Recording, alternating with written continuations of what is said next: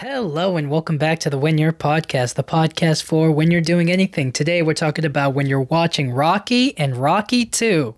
Now, spoiler warning for Rocky and the whole franchise. If you haven't watched it, this probably isn't for you. You probably won't want to listen to this, but with Creed 3 coming up, I thought it would be fun to kind of review the Rocky movies. And I mean, they're such an inspiration, and for such a long time. I mean, that this is a franchise that, I mean, I thought would be over by now. You know, I thought that I thought it would be over a long time ago. And it all came from, you know, the man, the legend, Sylvester Stallone. And as he got older, you kind of just always felt like, oh, well, he obviously can't keep doing these movies. He can't keep doing it at the rate he was doing it. So eventually you have to, you know, calm down. You have to move on to other things. But the fact that it's been able to stay alive for this long is so cool, is really, really fresh and really fun. And I do enjoy it a lot. But I want to start at the beginning. At the start of it all was Rocky, the first Rocky movie. And I can honestly say the first time I watched this movie, I was upset because he didn't win. But at the time, I didn't really understand the personal victory. I was like,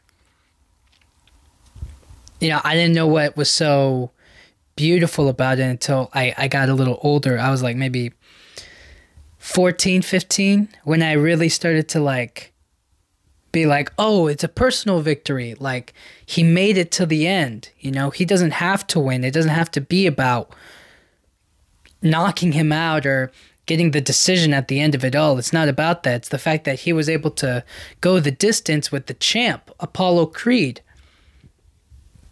This nobody from Philly, you know? So the first time I watched it, I was like about maybe 10, 11, 12-ish, something like that. And I was just kind of like, he's got to win. You know, that would be the biggest thing in the world if he won. Win, win, win. And when he didn't win, when it went to Apollo in the end, I was kind of like, it didn't leave like a sour taste in my mouth, but I was just kind of like, what's he so, you know, it was very triumphant at the end, but I was like, he lost, you know? What does he really gain in the end of all of it? And what he gained was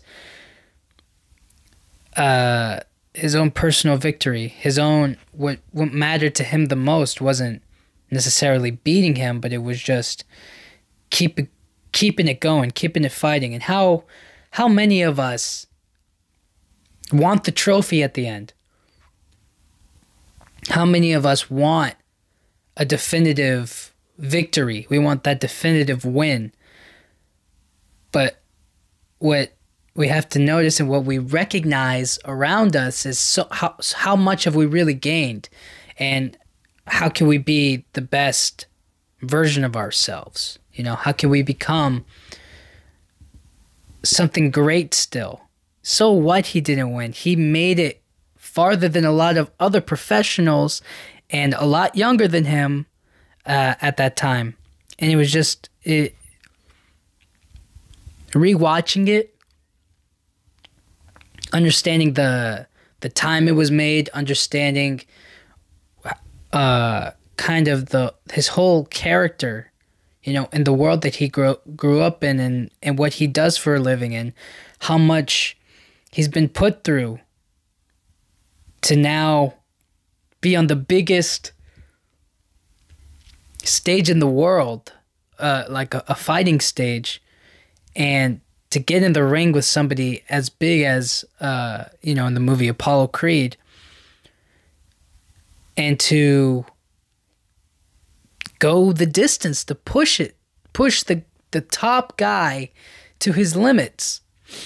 And it was such a beautiful thing looking back on it. You know, obviously now I have a deeper respect and appreciation for it, and it makes me want to. It's not about the the victory itself. It's about what are my goals and what do I want to achieve. And he achieved what he wanted to achieve that movie, and that was the cool thing.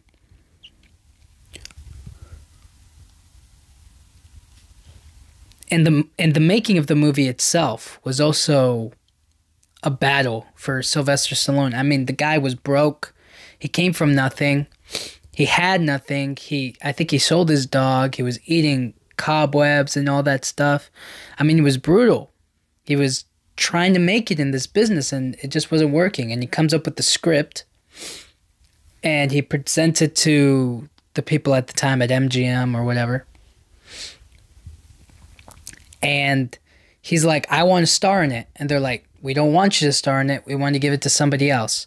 And he was like, no, I want to star in it. And he had to...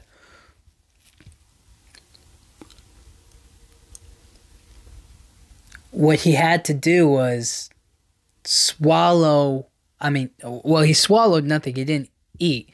What I'm trying to say is he had to stand firm in what he believed and what he was right about to be something amazing. And so he sat on it and he was like, no, I want to play this part. And when they gave it to him, they were like, okay, but we'll give you the part. You have this amount of time to shoot it. And then during that time, we could lean either way and you won't be able to play the part. We can decide to cut you off right then and there. And they filmed the movie in 28 days, give or take. 28 days. That is unbelievable. When I first heard that story, I was like, there's no way. But it's the truth. They filmed it in 28 days. And I just remember thinking, oh my goodness, that is... I mean, to think about that... I mean, first of all, that movie is amazing, but to know the restraints on you, the chains that tie you down from really... I mean,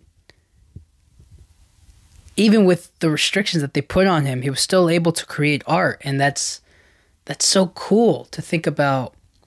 You know, nowadays it's like you watch any big YouTube channel, and it's like it's got million subscribers right away. And you're just kind of like, but where's the build? It feels like there's no build. It feels like everybody who's already at the top stays at the top. You know what I'm saying? Or anybody who's ever made a podcast, like, already has a big fan base and a big audience, is like, what's the point of trying to put it out weekly if nobody's going to listen, nobody's going to care?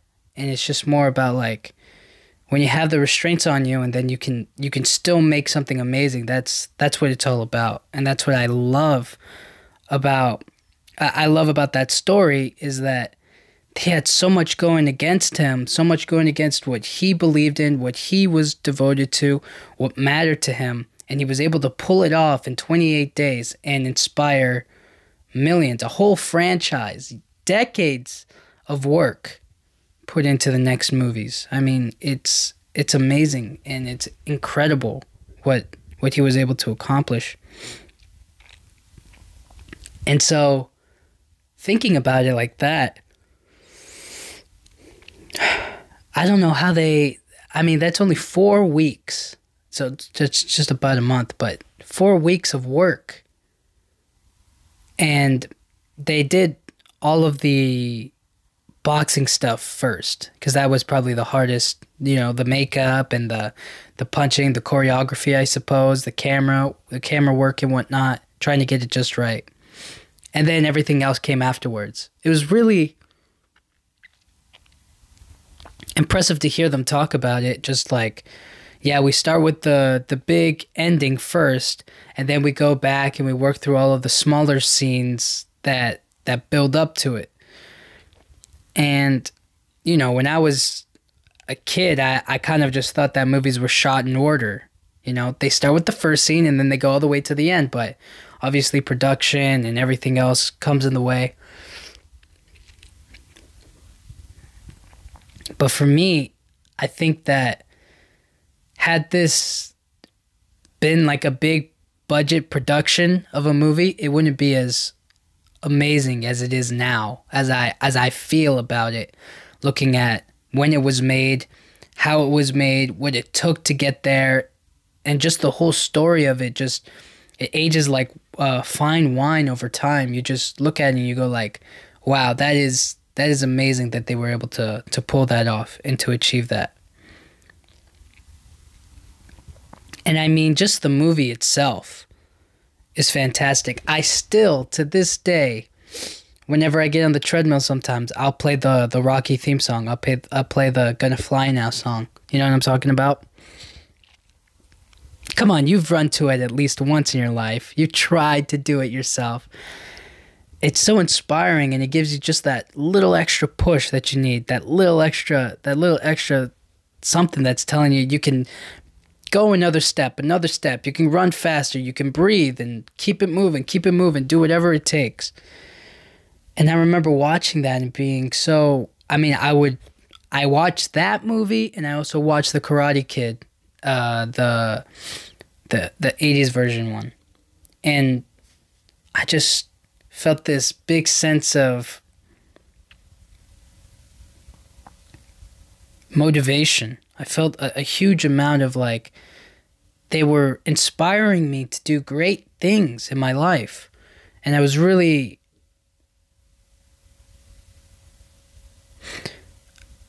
I felt a huge amount of like, you know how it feels when like a water balloon, you fill up a water balloon and it fills up, and then eventually it'll kind of pop, or it won't fill up anymore. That's what I kind of felt watching those. When I was a kid, it was more about I had this burst of energy of like, I want to do push-ups like Rocky. I want to go for a run like him. I want to do this. I want to do that. I want to lift weights, you know. I want to train day in and day out and sweat hard and get yelled by an old man with like a raspy voice telling me, "Go on, champ, you can do it." You know, that's what I wanted. And that's kind of what I felt I had to go through. And then at the end of the film, just to see him go through with it in the end. He shows up to the arena or to the boxing ring. He looks up at the posters and he's like, "Yo, they messed up my shorts. Those aren't the right ones. They mixed up the colors." And he was like, "Oh yeah, would you look at that? Well, you know, who cares? You know, you're gonna do great out there, kid, right?"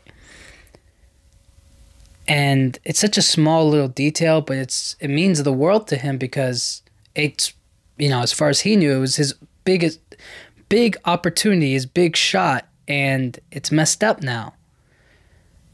So it just made it feel like more and more like so much was stacked against him. Nobody was going to care that they changed the boxer shorts because it was the Apollo Creed show and he was just some guy off the street that didn't have a chance at winning.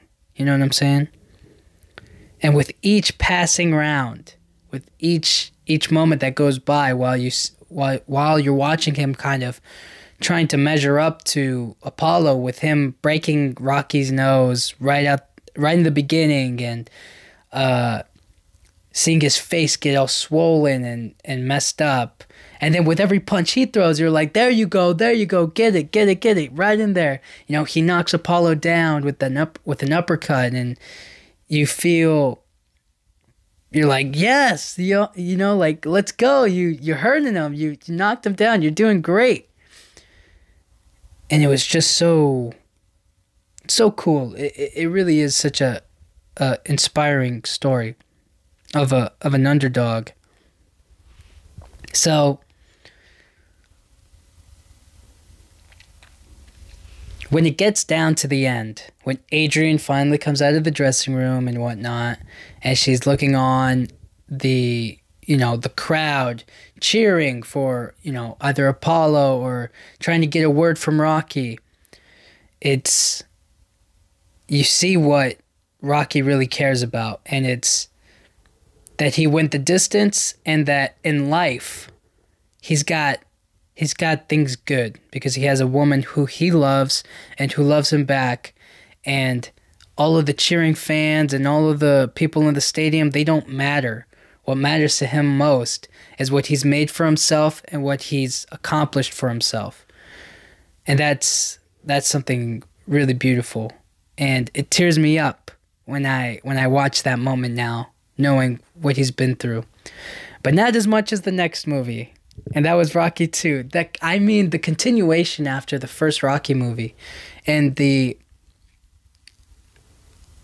feeling of, obviously Rocky has some doubts. He's like talking to Apollo in the hospital, and he's kind of, well, right at the beginning, Apollo wants another fight because he feels like maybe he wasn't at the top of his game, or he didn't take it seriously enough, and so on.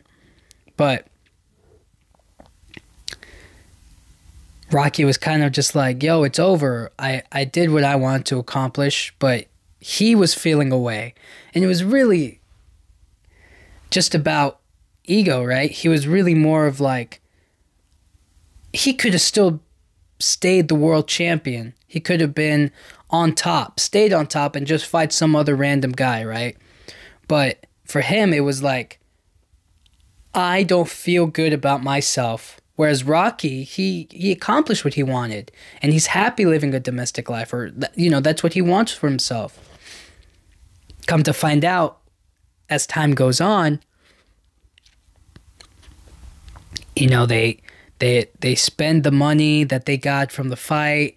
They move into a house that they can't afford. They start working their regular day jobs, and it just doesn't feel right. It doesn't feel as good.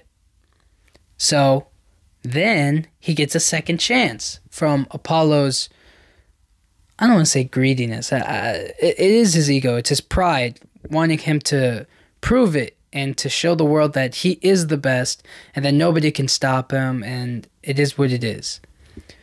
Whereas Rocky is in a spot where it's kind of like, I achieved a personal victory, but when I look around, it's not all, daisies and sunshine. It's a lot of tough work, and just going back to a regular life is not what he wants. He wants to fight. He wants to get into the ring and beat another man for combat. That's who he is. That's what he wants for himself, because it's what he's good at, and it's what he enjoys as well. Now Mickey, he has some concerns. Rocky has I think it's his, I can't tell if it's his right eye or his left eye, but it's one of his eyes, And he's too old now. He's too old to fight. So a comeback is really bizarre to Mickey and for Rocky to go through with it to the next step.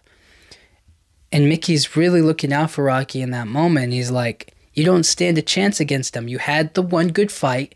That's it. You went the distance with the champion. That's not enough. And Rocky's kind of like, I need to be able to provide for my family, for my wife, for my soon-to-be-born son. And I feel like I accomplished something, but it isn't enough. It doesn't feel like it's enough. I need something. I need another fight. And so, as opposed to in the first movie where Mickey just wanted to be a manager because he was getting the big shot at the time, and now he's telling him, don't do it because you're too slow, your eye's messed up, you won't be able to see it, and you're going to get really hurt. And that's not something that Mickey wants for him. He wants him to struggle, but at the same time to have not get any permanent damage. And so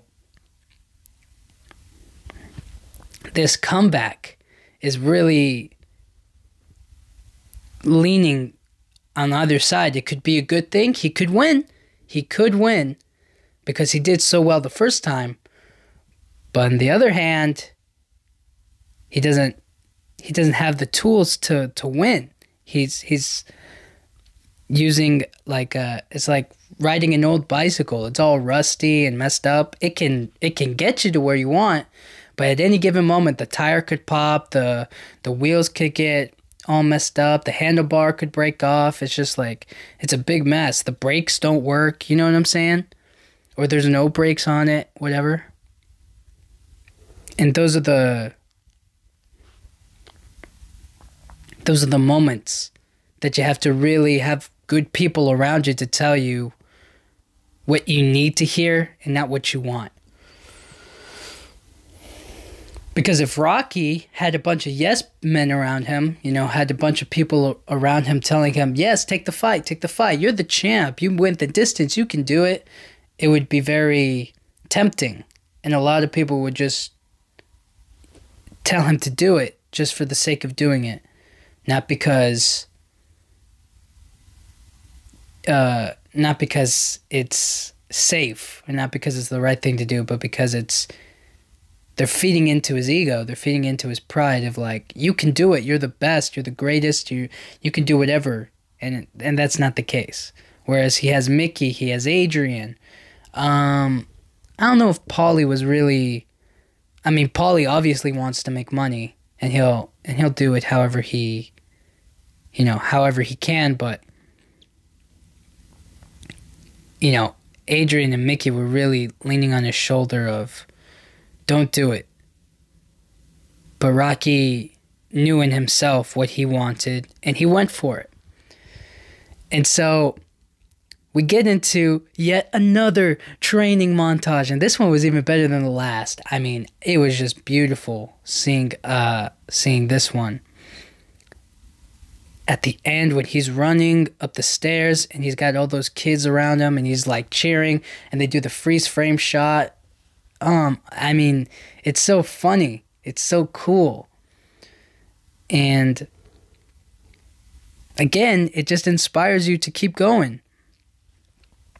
And knowing what he went through in the movie, obviously, his wife had just been in a coma, their son was born, but he didn't want to see it because Adrian was in the coma, and he was like in this terrible headspace where he was like, I can't move on without the people in my life, which is what the first movie was about. Is he has Adrian, and he loves her so much, and you can't feel whole, you can't feel complete without those people in your life. And so that's what was holding him back from really achieving greatness, for him moving on to the next part of his life.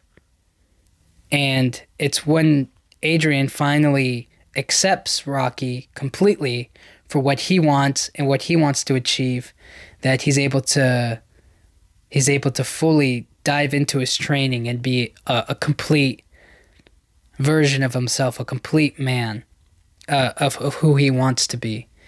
And obviously with some help from Mickey and a good training montage, we get to the final fight. And I tell you, the suspense when I first watched it, I was like, "Oh my goodness!" I mean, just that final punch, and then they both get knocked down, and then it's just a countdown to who's gonna get up. And Adrian's watching on the TV, Paulie's watching on the TV. You're in the stadium. I mean, it's crazy. It's nuts. And I just remember my heart beating so fast. I was like, get up, get up. And you feel like Paulie, you feel like Adrian, you feel like just screaming at the TV for Rocky to get up before Apollo does. And then, wouldn't you know it, the man does it. He gets up and Apollo gets knocked out clean. And then Rocky gives dude, that final speech when he's talking about Adrian and his son being born, I mean, you just feel. I mean, if you don't cry, if you don't feel anything during that moment, it's like, what were you doing this whole time? Did you not watch what I just watched? It's just so, it pulls at the heart. It really chokes me up when I watch that scene, and it's just like, I feel so happy, but I also feel like crying at the same time. It's just tears of joy, tears of of pain, of hardship, of everything that you've ever gone through in your life. And at the end of it all, you come out on top. You know, you walk away a champion. And that's such an amazing feeling. And that's how I feel. I feel inspired. I feel like crying. I feel motivated. I feel really, really optimistic for the things that I can accomplish. And those are the emotions I go through when I'm watching Rocky and Rocky 2. And I hope you guys feel the same way. And I thank you guys so much for listening. It means so much that you guys watch on YouTube and on Spotify and on Apple Podcasts. It means so much to me. And I'll see you guys all next time. Thank you.